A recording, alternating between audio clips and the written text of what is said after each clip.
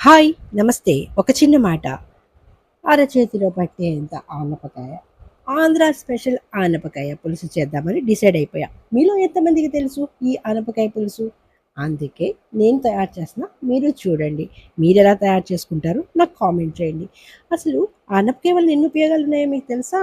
మన సౌందర్యం, అందం, పోషణ ఎక్కువగా పెరిగిపోతుంది. అలాగే బరువుని తగ్గించేస్తుంది. ఇంకా అలాంటప్పుడు ఆనపకాయని ఎందుకు వదులుకుంటాము? వాడేస్తే పోలా. అందులో ఆంధ్ర స్పెషల్ ఈ ఆనపకాయ పులుసు చాలా అంటే చాలా టేస్టీగా ఉంటుంది. ఏం లేదు, సింపుల్గా మనకు కావాల్సిన సైజులో ఆనపకాయ ముక్కలు కోసుకోవడం, అందులో ఉల్లిపాయ, పచ్చిమిర్చి, ఉప్పు, పసుపు, కారం వేసుకోవడం, ముక్కలు మునిగేంత వరకు నీళ్ళు పోసి చక్కగా ఉడికించుకోవాలి.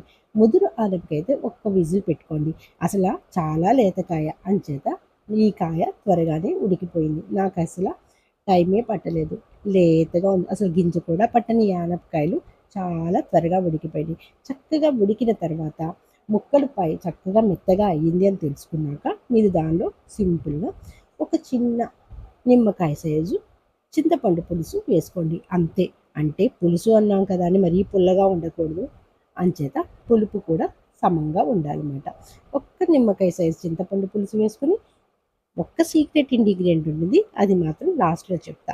ఇందులో కొత్తిమీర చల్లేసుకోండి. అంతే, పులుసు రెడీ. తాలింపు పెట్టేసుకోవడమే. అమ్మమ్మ సీక్రెట్ చెప్తాననగా ఇందులో ఒక చిన్న బెల్లం ముక్క వేయండి. వేసామని ఎవరికి చెప్పకండి, ఎందుకంటే స్వీట్ ఉంది మేము తినం అనేస్తారు. అస్సలు స్వీటే తెలియదు, కానీ ఆ బెల్లం వేస్తేనే దాని రుచి. తప్పకుండా ఆ బెల్లం చిన్న ముక్క వేయండి. బెల్లం లేదా ఒక 2 స్పూన్ పంచదార వేసేయండి, పర్వాలా.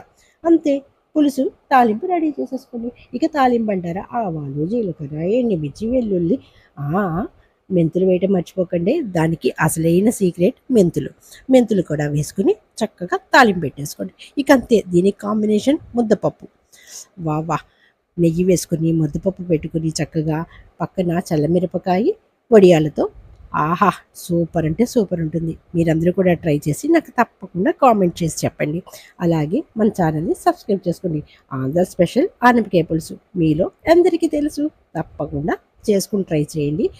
మర్చిపోయా, ముద్దపప్పు కాంబినేషన్ మర్చిపోకండి. దాంట్లో నెయ్యి, అట్లాగే పిండి వడియాలు, చల్లమిరపకాయ. అంతే. Thank you for watching. Please subscribe my channel. Thank you.